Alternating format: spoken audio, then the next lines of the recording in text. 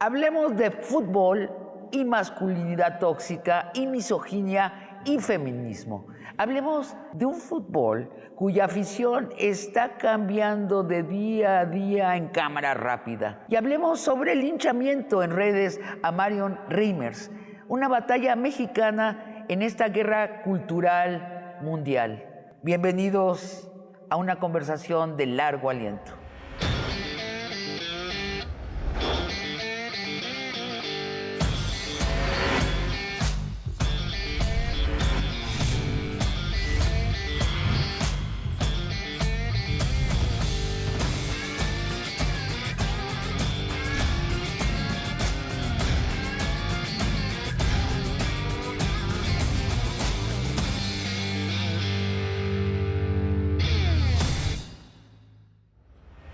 Hola, Marion, bienvenida a Largo Aliento.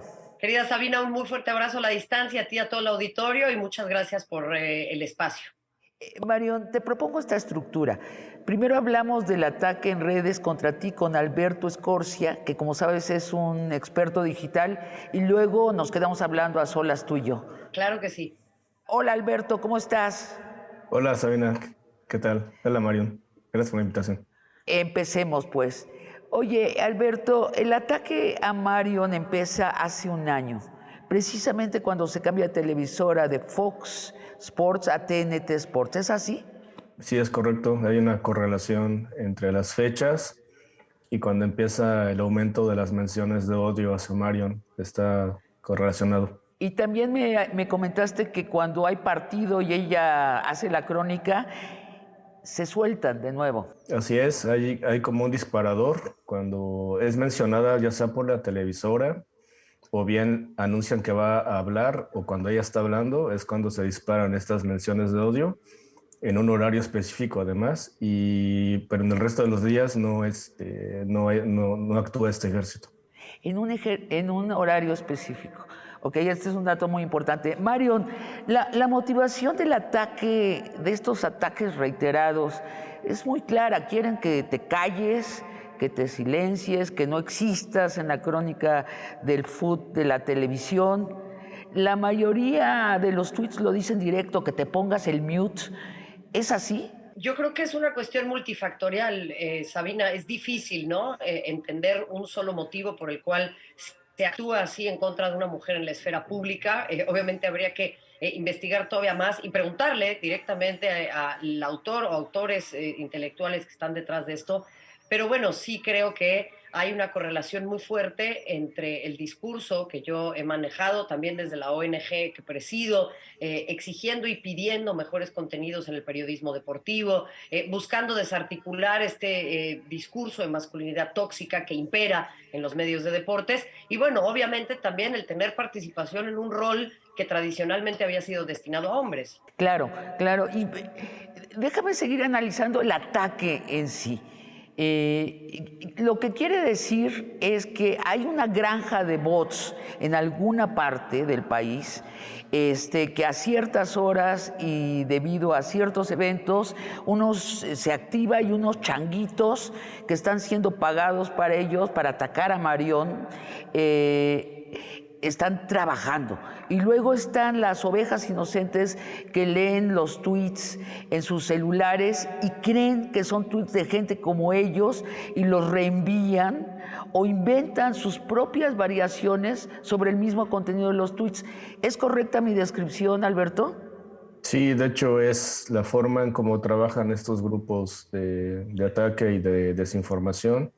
Ellos crean la masa crítica para que se enganche la gente y ya el resto de las personas pues terminan haciendo el trabajo de posicionar el tema.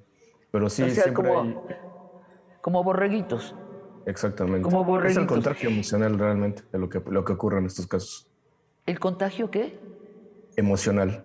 El Al contagio grupo emocional. iniciador se le llama a los maestros de ceremonia, son los que ponen la pauta y una vez que logran una cierta velocidad de tweets ya se engancha a la gente y se crea la narrativa. Se crea, y ellos mismos dan las palabras clave de la narrativa, ¿no? Exactamente, justamente en común es que Marion se silencie, que se ponga en mute, que se duerma. Hay una serie de palabras en común y los últimos ataques ya empezaron a crear trending topics Es decir, fue escalando el ataque, ¿no? En estos 3 meses que estuvimos analizando, Sabina. Esta es la pregunta del $1,000,000, Mario. ¿Quién está pagando ese $1,000,000 que dice Alberto que cuesta un ataque así para sacarte de la crónica del fútbol de la televisión? ¿Quién está pagando eso, Mario? Es una extraordinaria pregunta, Sabina. Creo que Alberto también podría darte más detalles respecto de lo complejo que es encontrar a quienes están detrás de esto. En México, desafortunadamente, la legislación y en consecuencia también el acceso a la justicia en esta clase de casos todavía están muy rezagados. Es un tema novedoso, es un delito que se me ha informado es relativamente nuevo, incluso hay que encontrar formas mucho más claras para tipificarlo. Y bueno, en ese sentido, perseguirlo también es obviamente muy, muy complejo. Pero bueno, hay varias hipótesis y obviamente pues habrá que pensar quién tiene además acceso a un capital de esta naturaleza, ¿no? Me parece que si bien en México hay gente que tiene mucho dinero, a mí me parecería raro que un solo individuo o una sola persona esté tan molesta con mi trabajo. A mí me parece que pues esto puede ser más bien una coalición de varias personas que, bueno, están buscando obviamente desde distintas trincheras el silenciar pues una voz que les ha resultado incómoda, porque tú lo sabes muy bien, las mujeres muchas veces nos cuesta tanto trabajo llegar hasta ciertas posiciones que ponerlas en riesgo, desafiando el status quo, es lógicamente una suerte de suicidio profesional, ¿no? Entonces, al haber hecho yo esto, creo que, pues sí, desafortunado o afortunadamente, hemos sacado a la luz un montón de cuestiones y pateado ciertos avisperos, pero pues eso no va sin consecuencias, ¿no? Entonces, pues creo que es algo que tenemos que analizar más a fondo, pero que yo te pueda dar nombre y apellido, en este momento no es el caso. A ver, hablaremos más de qué avisperos has pateado. Yo diría que uno de tus principales pecados, si no el más pecaminoso, es que tienes éxito. Es correcto. Y déjame ahora tratar de ser astuta con ustedes. ¿Quién se beneficiaría si te vas de la televisión, si te vas de la crónica del deporte? ¿Otro canal de televisión o algún cronista o alguna generación de cronistas que consideran que los estás opacando? ¿De quién sospechas, Marion? Fíjate que es una cosa muy interesante la que me preguntas, Sabina, porque lógicamente, pues esta no es una situación nueva en el sentido en el que no sería la primera vez este año en el que desde mi plataforma he buscado poner pues el dedo o no quitar el dedo del renglón respecto de varias prácticas en los medios deportivos que a mí me resultan preocupantes. Este año, desde la ONG que yo presido, que se llama Somos Versus, lanzamos los resultados del primer observatorio de medios deportivos en México, en donde analizamos a los 8 medios más visitados, no por ello más prestigiosos, del país, deportivos todos ellos, y pues los resultados no son alentadores. Presentamos en una reunión privada con los directores de estos medios los resultados. Algunos de ellos directamente abandonaron la reunión, otros apagaron su cámara y su micrófono, otros se sintieron muy ofendidos. No estoy diciendo que ellos precisamente sean esto, pero es un ejemplo más de cómo hay un pacto patriarcal muy profundo al interior de los medios deportivos, ¿no? Mario, danos los 5 principales resultados de la investigación de Versus. Por ejemplo, más del 90% de las notas tienen a los hombres como protagonistas. Las mujeres no somos protagonistas en la narrativa deportiva. Los hombres firman 1 de cada 4 notas que tienen que ver con deporte, perdón, las mujeres firman 1 de cada 4 notas que tienen que ver con deporte femenil, mucho menos deporte que tiene que ver con los hombres. La representación de las diversidades y personas no binarias no llega ni al 1%. Obviamente hay también una enorme cantidad de notas que dentro de lo cualitativo refuerzan estereotipos de género, y de ahí en más, bueno, te puedo hablar de muchísimos otros, pero pues son resultados que simplemente nos sacan del terreno de las intuiciones al terreno de las certezas, porque todo esto pues no era difícil adivinarlo, ¿no? Hace falta abrir un periódico de deportes ver la contraportada y darnos cuenta que hay una jerarquización respecto de cómo se representan las mujeres como objetos de consumo versus protagonistas de las notas deportivas. Entonces, pues Sí, eso es sí, sí. claramente un discurso muy nocivo para las mujeres en este país. Entonces lo documentas y los jefes de las asociaciones se encabronan, se van. Es correcto. Alberto, ¿cómo distinguiste que era un linchamiento pagado? ¿Y qué le respondiste a quien te contrató? Es muy fácil, es muy claro, porque la mayoría de las menciones de odio vienen de cuentas que no tienen seguidores, tienen 0 seguidores. Es decir, fueron creadas en exprofeso para insultar a Marion. Tienen pocos meses de haber sido creadas, no tienen otros tweets más que ataques contra ella y se concentran en ciertas zonas del país. El resto de las menciones pues son de apoyo o también hay algunas críticas, pero son desde fuera del país, con más seguidores, con más historias de publicaciones. Entonces, la mayoría de los mensajes de odio y de ataque se concentran en cuentas que parecen bots. Y eso, en mi experiencia, lo he visto con otros periodistas en donde he participado investigando los casos de ataque. Por ejemplo, en el caso de Carmen Aristegui, en el caso por ejemplo, de periodistas de a pie, recientemente con Nayib Bukele, el presidente de El Salvador. Creo que la intención es una hipótesis, es crear la idea de que mucha gente habla mal de Marion, Sí. luego se engancha la gente común y corriente. Pero es muy fácil distinguirlo. La mayoría de las cuentas falsas creadas ex profeso son para insultarla y ellos crean esa narrativa, ese germen para que la gente hable mal de Marion Reimers. Creo que es importante que aprendamos todos a leer los linchamientos mediáticos, no perdernos en qué dicen los linchamientos, sino en quién lo dice y para qué. Alberto, en la propaganda de periódicos o de la TV está prohibida la publicidad que insulta al competidor. Por ejemplo, Pepsi no puede sacar un anuncio diciendo que Coca-Cola contiene veneno de ratas. No se puede hacer eso. Sin embargo, la Alianza por México en Twitter sí puede decir que el presidente López Obrador quiere reelegirse y sueña con ser dictador. Lo puede hacer impunemente o de pronto esta granja de bots puede tratar de representar la opinión pública diciendo que hay que correr a Marion de la crónica del fútbol. ¿Cuándo vamos a prohibir la propaganda pagada en las redes? Pues lamentablemente creo que no tiene solución este problema más que se reconozca que existe y se diferencie, o sea, que las redes sociales le pongan una etiqueta a que esos trending topics son pagados o que son creados a propósito, porque hay demasiada gente involucrada, ¿saben? Hay demasiada gente trabajando en esta industria. Lamentablemente es algo que ya se quedó, pero creo que la gente se merece saber que hay tendencias que son fabricadas, que lamentablemente van a seguir por el enorme dinero que generan. Yo sé que a la gente le parece exagerado las cantidades que cuestan este tipo de campañas, pero la gente debe saber que no solamente se paga el trending topic, también se paga la nota insertada en medios, también se pagan los boletines a modo, también se paga influencers para reforzar lo que los bots han hecho.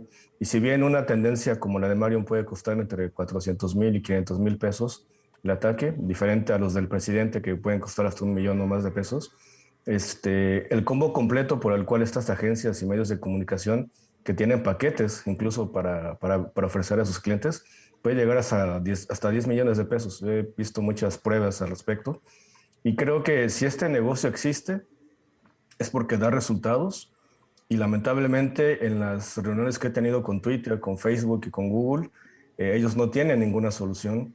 Y lo que hemos hablado con todos los representantes de estas redes sociales ha sido hablar de la desmovilización, porque lamentablemente quienes trabajan en esta industria son muchos estudiantes de comunicación, son muchos escritores, son muchos periodistas que no encuentran pues, un salario digno, no encuentran una forma digna de trabajar y terminan involucrándose en estos equipos. A ver, Alberto, te pido algunas pequeñas precisiones. ¿Cuánta gente trabaja en esta industria de los En de los 2018 linchamientos? eso lo tengo bien claro porque trabajamos junto a Twitter en eso. Había alrededor de cerca de 12,000 personas trabajando en esto. 12,000.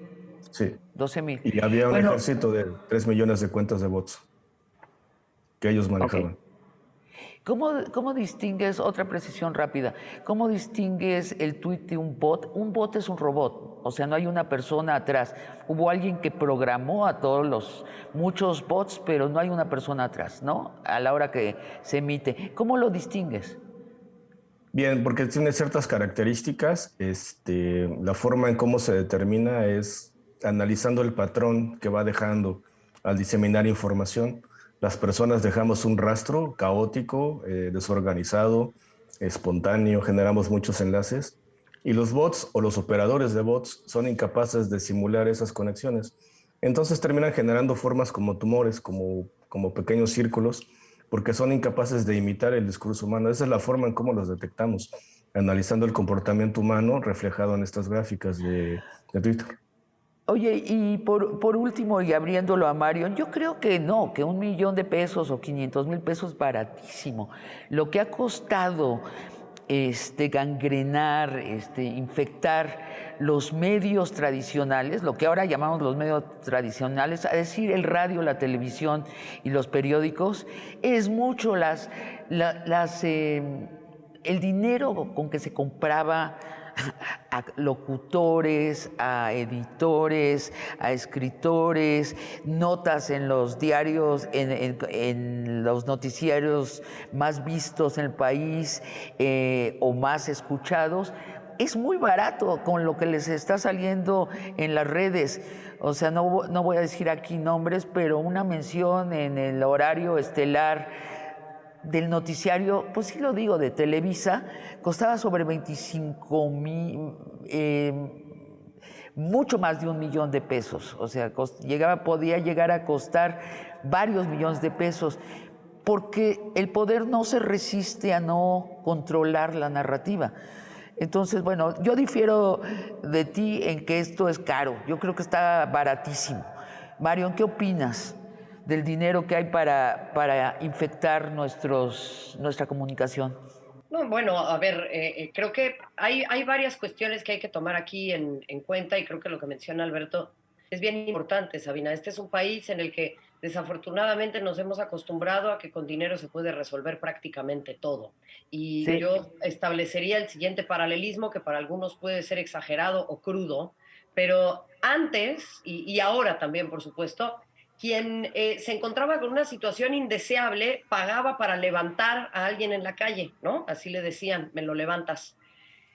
Ahora puedes pagar por levantar a alguien en Internet, por lograr su muerte social, su absoluta desacreditación, su imposibilidad de poder desarrollar libremente su trabajo, como sigue siendo en mi caso. Y el asunto es que seguimos viviendo bajo el espejismo de que Internet es un espacio democrático. Ha dejado de Exacto. serlo hace muchísimo tiempo, está permeado por las mismas prácticas que el mundo físico y es muy desafortunado que pues sea muy difícil, ¿no? Todavía rastrear esta clase de cuestiones. Coincido contigo en el sentido de que es barato entendiendo la cantidad de ingresos y recursos que existen en este país para desacreditar a otras personas. Esos recursos sería bien interesantes, uno, utilizarlos para el pago de impuestos, que muchos evaden, y en segundo lugar, creo que sería importante hacer uso de los mismos para perseguir esta clase de delitos, porque Alberto y tú también han sido víctimas de esta clase de situaciones, yo lo sé perfectamente bien y por ello los admiro por su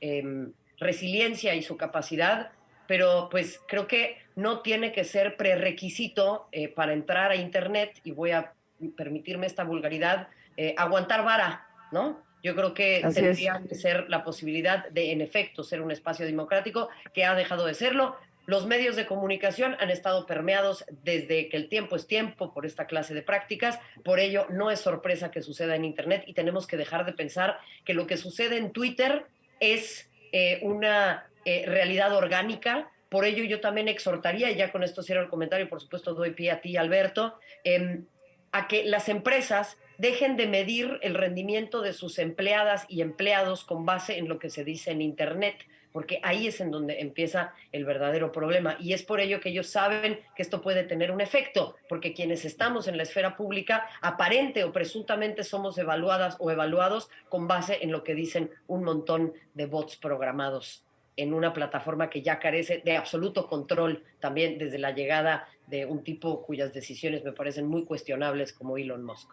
Mil gracias, Alberto. Vamos a una pausa y regresamos con Marion para seguir esta conversación de largo aliento. Gracias, Alberto. Sucedió hace unos años un asunto sobre la masculinidad tóxica, que era el grito ¡puto!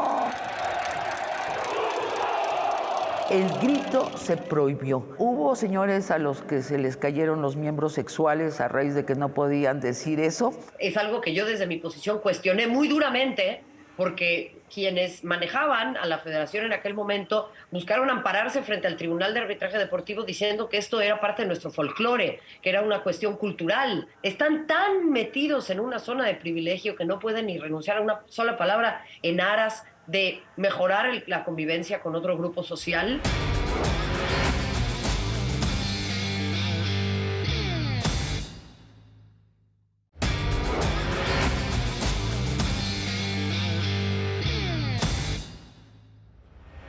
Marion, eres el blanco de un ataque pagado desde hace más de un año.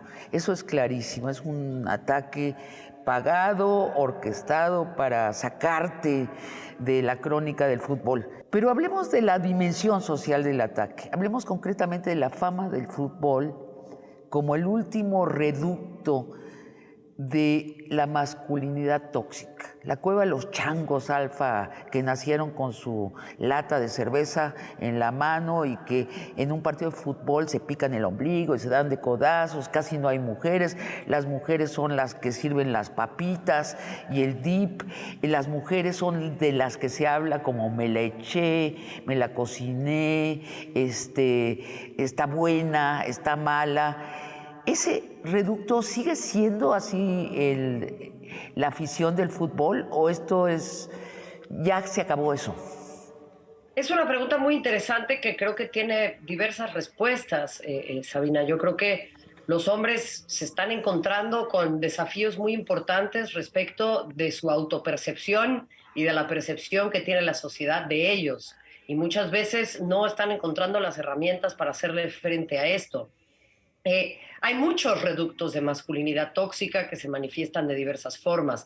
Tal vez el fútbol logra es aglutinar, ¿no?, esa dispersión de conductas en un espacio que tiene hora, fecha y lugar como para encontrarse y poder darle salida abierta y casi avalada por los demás de manera pues, muy pública a esta clase de cosas. Pero yo creo que hay muchos fútboles. Y creo que también hay diversos aficionados al fútbol o aficiones al fútbol. Entonces, reducirlo a esa sola cosa me parece que es hacerle mucho daño al fútbol, que al final es una actividad humana y que como tal está sujeta a interpretación y también a modificación. Entonces... Claro. A ver, Mario, pero déjame preguntártelo así. A esa afición masculina tóxica... les estás echando a perder el espectáculo, esa es la verdad. La güerita allí les está... Además tienes una serie de características, o sea, eres más intelectual que los cronistas usuales del fútbol. Pretendes ser pedagógica sobre el fútbol y sobre lo social. Hablas de la exclusión. Bueno, pues estos señores... igual están enojadísimos que les estás echando. Tienen la oportunidad una vez al mes de volverse changos alfa y se los estás echando a perder. Sí, hay una parte muy importante que va hacia allá, Sabina, tienes toda la razón. Y te voy a decir otra cosa, hay otros que son estos otro tipo de hombres, ¿no?, que se me acercan y que agradecen esto, que se habían distanciado del fútbol porque ellos no querían formar parte de esa masculinidad. Yo creo que tiene que haber una diversidad de discursos. Y el problema con todo esto es que también creo que obliga a mucha parcialidad de esta afición a replantearse su relación con el fútbol, a verdaderamente entender qué es lo que buscan de él, porque está bien, para muchos de ellos yo puedo llegar a arruinarles el espectáculo, pero yo creo que para otra parcialidad de las personas, el tener a un grupo de comentaristas que hablan de manera persistente sobre la erección de un compañero, misma que se filtró en un video durante una Copa del Mundo, pues a mí también me arruina el espectáculo.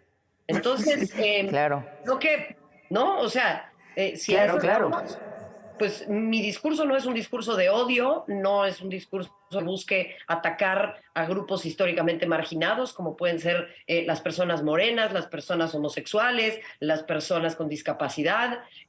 Para muchos esto entrará dentro de la corrección política, yo creo que no, yo creo que es el discurso que ha de correr siempre y que mayoritariamente ahora está en los tiempos que vivimos. Y bueno, en definitiva, esto, Sabina, para mí no tiene que ver con mis conocimientos de fútbol.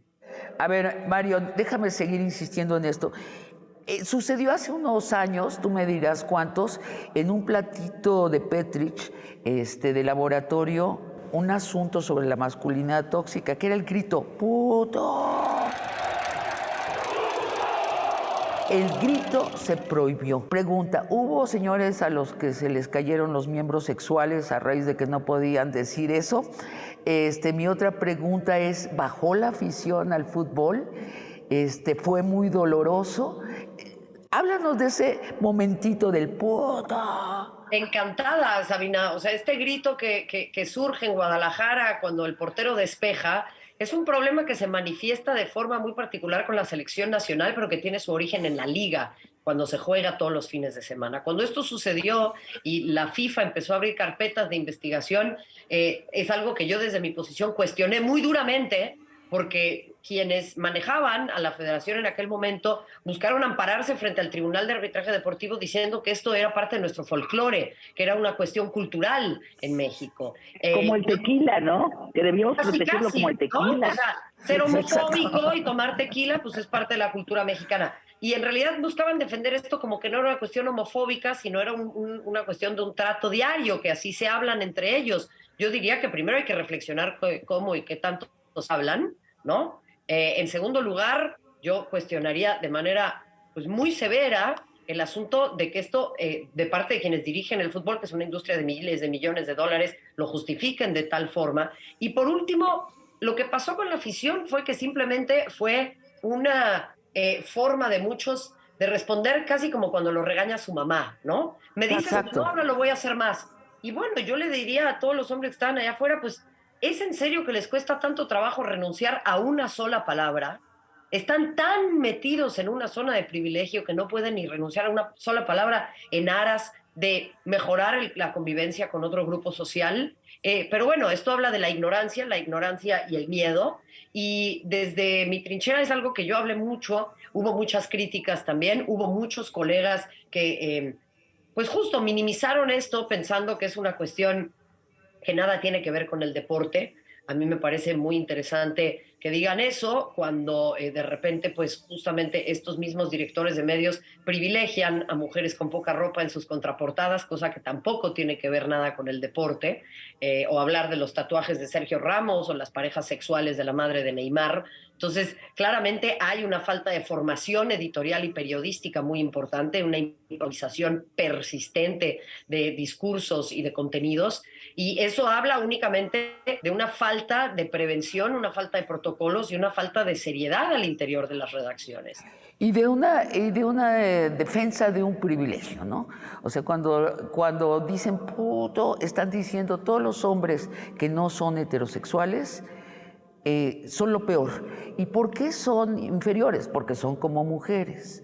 En fin, es la defensa de un privilegio que posiblemente en la industria del fútbol está ahorita encendida en un grupo que quiere volverla una cultura del siglo XXI, de la igualdad, de la diversidad, y otra cultura que no, que quiere mantenerla como la última cueva de la masculinidad tóxica. Yo creo que es el caso, que hay una decisión y que, como dices bien, hay público para ambos. Es que qué interesante lo que dices, Sabina, porque por eso yo hablo de tantos fútboles. ¿Por qué? Porque tenemos el fútbol profesional, varonil, que es un reducto mínimo, porque el fútbol para la formación, el deporte para la formación es otra cosa completamente distinta. Y luego está, por ejemplo, el fútbol femenil, que ha desafiado todas estas narrativas, en donde, por ejemplo, quienes dirigen equipos de fútbol, ya sea como entrenadoras o entrenadores o desde las mesas directivas, se han tenido que encontrar con situaciones como decir, ¿cómo vamos a lidiar con el hecho de que hay 2 mujeres en este equipo que son pareja y que son abiertamente pareja? ¿Qué pasa cuando Pernille Harder se enfrenta a su pareja Magdalena Eriksson por un pase a la Copa del Mundo? ¡Wow! Una gana, la otra no. Se queda fuera del Mundial, Pernille Harder va a apoyar a Magdalena Eriksson con la camiseta de Suecia puesta y se dan un beso en el estadio. Ese es el gol. Oye, Marión, es tan épico como las hermanas Williams enfrentándose, ¿no? 2 hermanas. ¿Qué haces con la competencia? Que es una deuda, es una asignatura pendiente que tenemos las mujeres. ¿Qué diablos hacemos con la competencia? Porque ya sabemos que no nos gusta, pero entonces no vamos a competir. ¿Qué piensas? Es que el deporte es el mejor lugar para ello, Sabina, porque esa competencia se lleva a cabo en un juego finito que tiene ciertas reglas, un tiempo preestablecido, un juez o una jueza que determina cómo se juega, y eso nos permite vivir de manera muy sana esa competencia. Para eso, decía Humberto Eco en el Homo Ludens, ¿no? Se ha creado esta capacidad de poder competir. Bueno, yo creo que eso es muy importante. Lo que pasa es que desde el sistema patriarcal, que es un sistema de premios y castigos, se nos ha enseñado que tenemos que competir por la mirada masculina y la validación de los hombres, cuando en realidad las mujeres podemos competir por un montón de cosas, y por eso yo insisto, el deporte es lo que hagamos con él, el fútbol es lo que hagamos con él. Oye, Marión, yo fui tenista a nivel competitivo, o sea, jugando 5 o 6 horas diarias, y ¿sabes una cosa? Cuando dejé de competir, le agarré tirria a la competencia y me empezó a gustar la danza contemporánea y demás. Bueno, el deporte deriva de la guerra, ¿no? Es la guerra por otros medios, así fue inventado. ¿Tú te puedes imaginar un deporte que no sea competitivo o le quitamos totalmente el gusto al deporte? Se vuelve ballet, pues, si ya no hay meta donde meter el gol. Wow, Sabina, es una pregunta que no me habían hecho y la verdad es que me desafía genuinamente lo que me dices, responderlo rápidamente. Creo que el deporte tiene mucho del arte y el arte tiene mucho del deporte. Cuando yo veo a 11 personas coordinadas para ejecutar lo que se entrenó a lo largo de la semana en una cancha de fútbol, para mí es poesía en movimiento, es un ballet, es la sublimación también de las personas. Y obviamente el encontrarse con una resistencia para ejecutar esa coreografía y encontrar la manera de improvisar en el medio de todo eso, porque el deporte también es improvisación, a mí me parece muy hermoso. Pero insisto, ¿hacia dónde llevamos esa competencia? ¿Con qué fines? ¿Para qué lo estamos haciendo? ¿Estamos compitiendo para humillar a nuestro rival o estamos compitiendo para elevarnos a nosotras mismas y a nosotros mismos? Entonces, puede sonar muy cursi lo que digo, pero vamos, o sea, creo que hay que buscarlo. No, yo creo que lo describes muy bien. Scorsese dice que ve el fútbol, soccer, y que ya le gustaría crear un guión con la tensión y la claridad de un partido de fútbol, soccer. Este programa, Marión, Largo Aliento, cuando le va bien, alcanza 1 millón de espectadores. La Hora de Opinar, cuando le va bien, alcanza 1 millón de espectadores.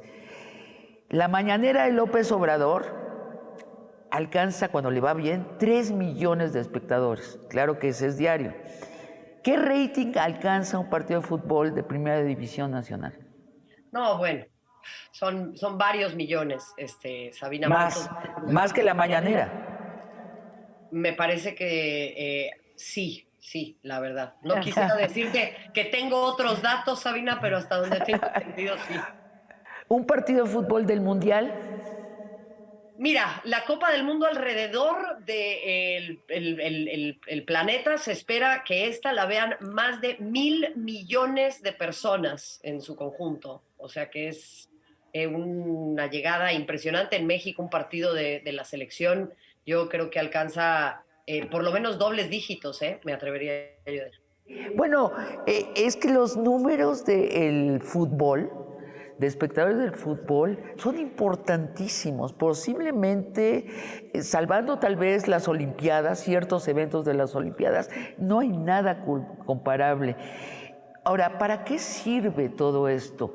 Y yo te quiero preguntar, el Mundial de Qatar, a mi entender, sirvió para normalizar a un país donde la mitad de los habitantes son esclavos, ¿no? Sin derechos humanos, las mujeres. Sirvió para eso, ¿cierto? Hay un concepto muy importante que hay que tener en cuenta que atraviesa esta Copa del Mundo, pero muchas otras también, Sabina, y estos eventos grandes que pueden también ser los Juegos Olímpicos. Por ejemplo, China recientemente también organizó unos Juegos Olímpicos de invierno. En inglés esto se conoce como el sports washing. Es la práctica mediante la cual las naciones, las instituciones se lavan la cara con el uso del deporte. Lo está buscando hacer Arabia Saudita, en este caso también, con su candidatura para albergar una Copa del Mundo en 2030. Y Qatar lo ha hecho de esta forma. Rusia lo hizo en 2018 y también en 2014 con los Juegos Olímpicos de Sochi, que es que las personas hablen de fútbol, que hablen de deporte en relación a su país, pero no de lo que está sucediendo allá. Y desafortunadamente, si tú escuchas a la gente que ahora vuelve de Qatar, y nos pasó a muchas personas que volvimos de Rusia también, pues todo está hecho para que vuelvas fascinada de la vida. A mí las mujeres me dicen, no, pero yo puedo caminar en shorts, a mí nadie me dijo nada, a mí nadie me acosó, todo muy familiar. Bueno, es que cuando una está en una etapa de enamoramiento, Sabina, todo es muy lindo y todo es muy hermoso, particularmente cuando una se enamora del agresor. El asunto es cuando la gente se va de la fiesta, el agresor se tomó 2 copas, siente que tiene mucho poder y tras puertas cerradas empiezan las agresiones. Claro, porque la propaganda no solo opera por lo que dice, sino por lo que no dice y al no decirlo normaliza.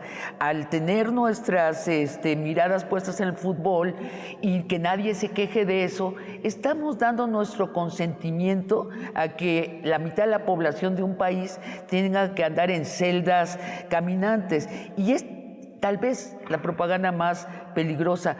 Sé que eres de origen alemán, yo soy de origen judío y conocerás esto por lo tanto. La Olimpiada en Alemania, en época de Hitler, ¿no? Hitler reúne a las naciones del mundo y se sintió tan empoderado, tan aceptado, y vio que nadie estaba reclamando lo que estaba pasando con los judíos, que los estaban segregando, les estaban rompiendo las vitrinas de sus tiendas. Termina la Olimpiada y Hitler los mete en campos de concentración.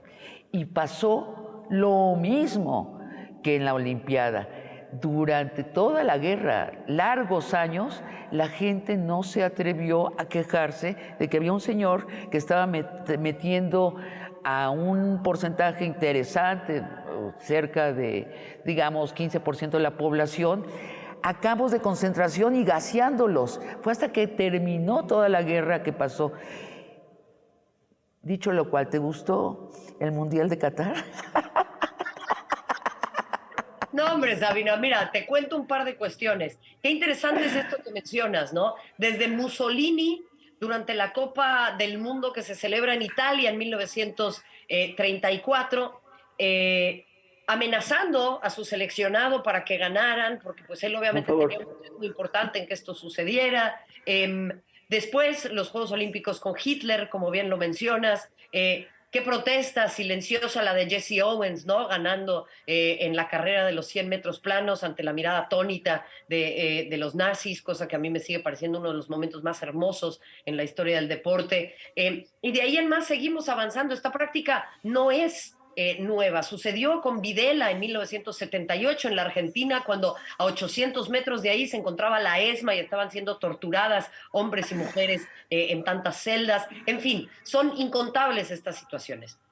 El tema acá es también qué posicionamientos se hacen, ¿no? ¿Dónde está el contrapeso? ¿Dónde está la rendición de cuentas? Vuelvo a lo mismo. Me preocupa que de parte de los medios mexicanos no haya existido un solo posicionamiento respecto de este tema, diciéndole a la audiencia, miren, sabemos que hay un problema muy grave acá, lo vamos a cubrir de la siguiente forma. No vamos a dejar de hablar de fútbol, pero sí les vamos a presentar la realidad que sucede en este país. No todo es subirse a los camellos e ir a las dunas, que seguramente son muy hermosas. Y te lo digo con toda claridad porque yo tuve la oportunidad de viajar a la Copa del Mundo de Qatar. He decidido no hacerlo y he decidido no hacerlo por varios motivos. obviamente un posicionamiento ideológico, pero también tiene que ver con una cuestión de seguridad, en mi caso, en donde, por ejemplo, la seguridad digital en Qatar, dada la aplicación que se tiene que descargar para poder ingresar al país, es increíblemente endeble. Esto es algo de lo que nadie habló. Las personas que fueron a Qatar muy posiblemente tengan, pues ya dada la posibilidad de que se acceda a su celular sin más, ¿no? De parte de otras partes, y entender también lo que acaba de suceder, muy desafortunado, con nuestro colega Grant Wall, un extraordinario periodista estadounidense, quien fallece durante la cobertura del partido entre Argentina y Holanda. Demoraron muchísimo en llegar los servicios médicos. Su hermano, quien es homosexual, ha declarado que él teme que lo hayan asesinado por haber portado una playera con la bandera LGBT en Qatar.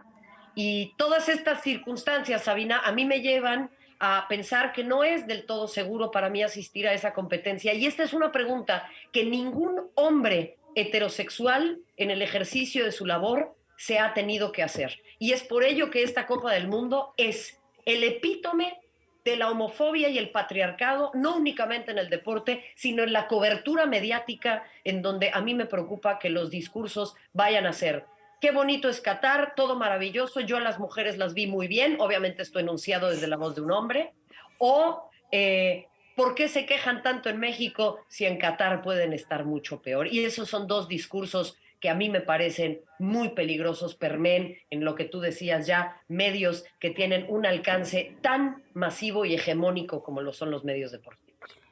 Ahora, en contraste, Marión, cuéntanos una historia donde el deporte sirvió para cambiar la narrativa mundial sobre un tema para el bien común. Piénsalo, nos vamos a un corte y regresamos. Necesariamente todo este desmadre te ha llevado a cruzar líneas. Gente, por ejemplo, acá estamos en un programa sobre política hablando de fútbol contigo y de misoginia y de masculinidad tóxica. ¿Qué vas a hacer con este capital político que te ha entregado este linchamiento, estas ganas de tirarte fuera de los medios? Bueno, seguiré en este camino, si así puedo hacerlo, Sabina, que es obviamente hablar de deportes, ocupar esos espacios, presentar pues, a las disidencias, ¿no? Y buscar darle voz o amplificar las voces de tantas personas de las que aprendo. Seguiré con mi denuncia. Creo que estas son clase de delitos que hay que perseguir y que hay que poner en la esfera pública, porque no podemos normalizar la violencia, no podemos decir que esto son gajes del oficio.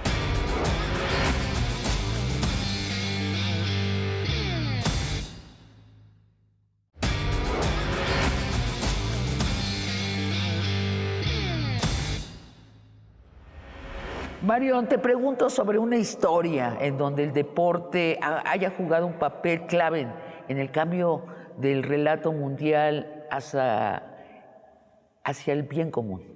Ay, Sabina, hay tantos y son tan maravillosos y tan inspiradores. Si me pongo a pensar en tiempos recientes, cuando los Juegos Olímpicos de Tokio no pudieron llevarse a cabo en tiempo y forma, tuvieron que aplazarse, y empezó a centrarse mucho la narrativa en torno a lo que pasaba con las mujeres, quienes eran grandes protagonistas de estos Juegos Olímpicos.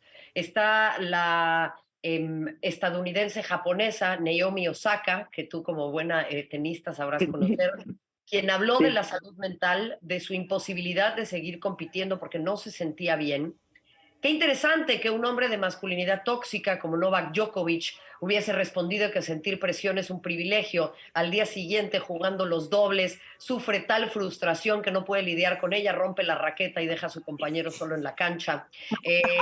Simone Biles, la mejor gimnasta de todos los tiempos, quien dice: yo no puedo competir de esto porque no me siento mentalmente bien. Y eso puso sobre la mesa una humanización del deporte, de sus protagonistas, desde un lugar completamente distinto y tan maravilloso. Gestos tan simples como el del clavadista británico Tom Daley, que se sentaba mientras esperaba a tejer en las tribunas de las albercas, y esos diseños tan magníficos que hacía, los subastaba para venderlos y usarlos para buena causa, y ahí desarticuló siglos de masculinidad tóxica y hegemónica con el simple gesto de, sin hablar, sentarse a tejer. Ya te dije lo de Jesse Owens, que para mí me parece uno de los momentos más hermosos en la historia del deporte, a pesar del contexto tan trágico en el que se estaba desarrollando. Pero sí creo que a recientes fechas el hecho de tener a las mujeres como protagonistas en el deporte ha permitido otros discursos y otros liderazgos estén puestos al centro. Y no con ello quiero pretender que las mujeres tenemos una superioridad moral. Somos seres humanos completos, somos seres humanos que sentimos un rango de emociones amplísimo y eso no nos hace mejores ni peores, pero sí estamos tal vez acostumbradas a estar en la sombra y cuando se nos pone a la luz traemos con nosotras otro tipo de historias, otro tipo de narrativas y esto indudablemente también está en el centro del deporte. Y cierro con una imagen que a mí a la fecha la menciono y se me eriza la piel, me dan ganas de llorar, que eran estas dos competidoras en el skateboarding, ¿no? Este deporte de patineta tan pues, masculino. Son dos competidoras de 13 y 15 años aproximadamente, japonesa y brasileña, compitiendo por el oro. Y mientras una hacía sus trucos, la otra la veía desde la tribuna y le aplaudía cuando le salían bien. Esperaba que le saliera bien a ¿Qué su tal? rival los trucos. Y estas dos morritas terminan la competencia, se abrazan, se felicitan y van una por el oro y otra por la plata. Y esa imagen, Sabina, a mí me devuelve la fe en la humanidad y me devuelve la fe en el deporte. Es una nueva forma de competir, ¿no? Sin odiar, Correcto. sin odiar, pues. Y te das cuenta, Marión, que el ataque a ti es también una historia ejemplar. Digo, te atacan y no te doblas y padeces, sí levantas las cejas y vemos tu sufrimiento, pero regresas con más fuerza y te pones una corbata para ir a la televisión y te vistes de señor, pero con tus tenis. Es el relato de las mujeres fuertes. Sí debes percibir la solidaridad a tu alrededor, ¿no? Gracias, Sabina. Sí, la percibo mucho y estoy eternamente agradecida, ¿no? Con esta red de contención que se me acerca, gente que en la calle me muestra su solidaridad y su cariño, hombres que mencionan que ellos también están cuestionándose muchísimo y están queriendo cambiar y están queriendo entender otra forma de vernos a nosotras, de verse a ellos y de ver al mundo, mujeres que tienen una sororidad inconmensurable para conmigo y eso te incluye a ti, cosa que agradezco y que siguen también abriéndonos a muchas otras el camino y lo llevan haciendo desde antes, así que yo percibo esto como un gran orgullo, pero una gran responsabilidad de seguir trabajando y seguir haciendo todo esto para que muchas otras niñas y muchas mujeres en el futuro no tengan que tener miedo y puedan pues ser libres y que se les dé la gana de ser como sean, que entrar al periodismo deportivo no tenga como prerequisito aguantar vara, sino que sea un trabajo más para tantas mujeres. Tú misma lo dijiste, o sea, sin este bloqueo hacia adelante de tu acción no hay deporte. Lo mismo es sin drama, el drama a lo que yo me dedico principalmente no existe si no hay un villano. Y creo que es lo mismo culturalmente, si no hay choque, no hay cambio. Tienes toda la razón, Sabina. Esperemos que pues esos choques sean menos violentos, que las prácticas de quienes buscan generar resistencias, pues vengan justamente en la sana competencia, ¿no? Con mucho gusto podemos debatir en la esfera pública, podemos tener una diferencia de opiniones, pero yo creo que para eso también existen reglas y el estar metiéndonos patadas a la espinilla, yo creo que no nos va a llevar a nadie a ningún lado. Oye, ¿y qué se siente usar corbata? ¿No es el pedazo de tela más tonto del planeta o qué?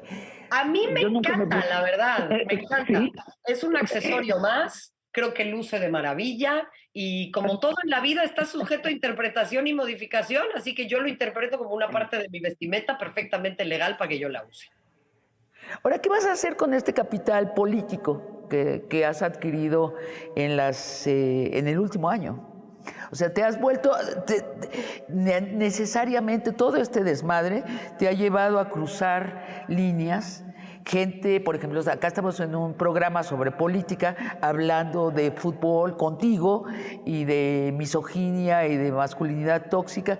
¿Qué vas a hacer con este capital político que te ha entregado este linchamiento, estas ganas de tirarte fuera de los medios? Bueno, seguiré en este camino, si así puedo hacerlo, Sabina, que es obviamente hablar de deportes, ocupar esos espacios, presentar pues, a las disidencias, ¿no? Y buscar darle voz o amplificar las voces de tantas personas de las que aprendo. Seguiré con mi denuncia. Creo que estas son clase de delitos que hay que perseguir y que hay que poner en la esfera pública, porque no podemos normalizar la violencia, no podemos decir que esto son gajes del oficio. Yo creo que ese es un problema muy grave, el normalizar las violencias.